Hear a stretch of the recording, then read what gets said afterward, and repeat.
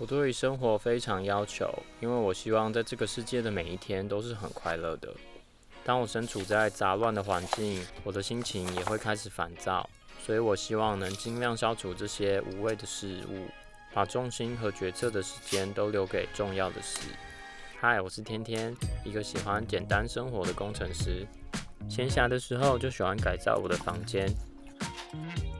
今天这部影片，我要和你分享如何重新整理线材，并利用几个小预算的工具，将房间改造成视觉干净的智慧房间。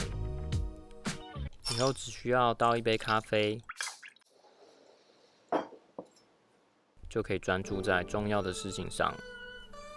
那我们开始吧。因为我从小学3年级就住在这个房间了。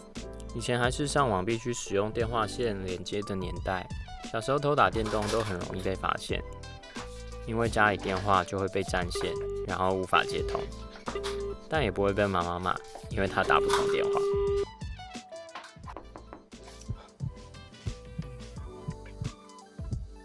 我先把不必要的东西清除。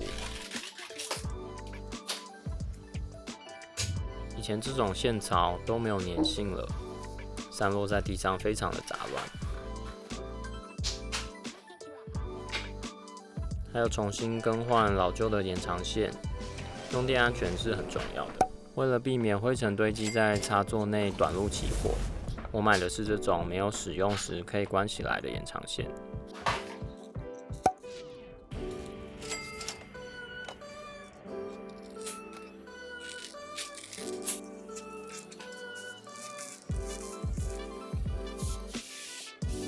然后重新布置一下线路。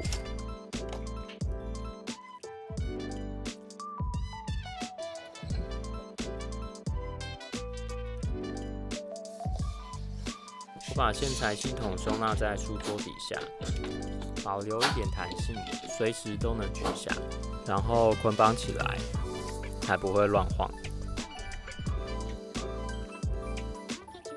电视的线材也一并整理。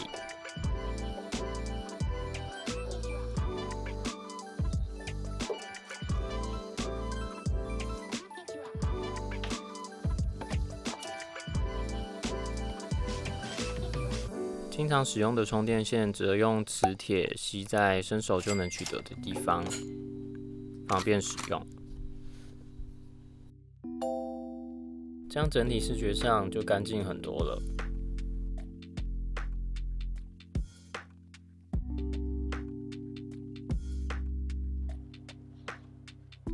不过这样还不够，房间内还有家电，它们都需要遥控器才能控制和开关。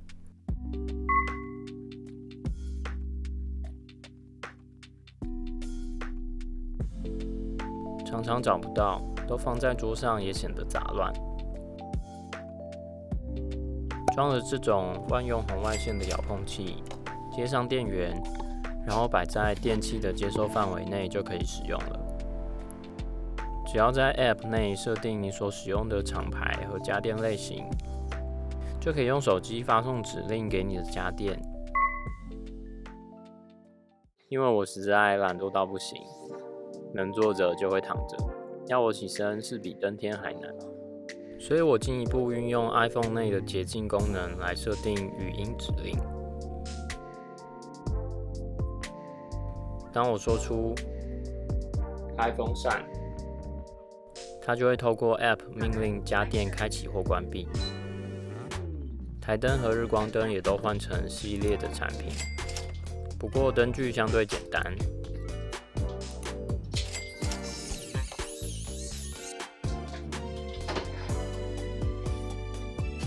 因为有和 HomeKit 相容，可以直接加入家庭 App， 就能开关、控制亮度和颜色。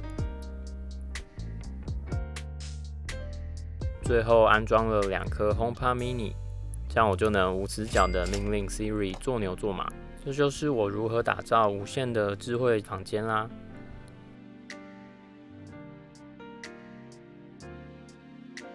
如果这部影片对你有帮助，就按下那个 like 吧。我是天天，极简主义者，谢谢你来听我说故事。我们下部影片见，拜。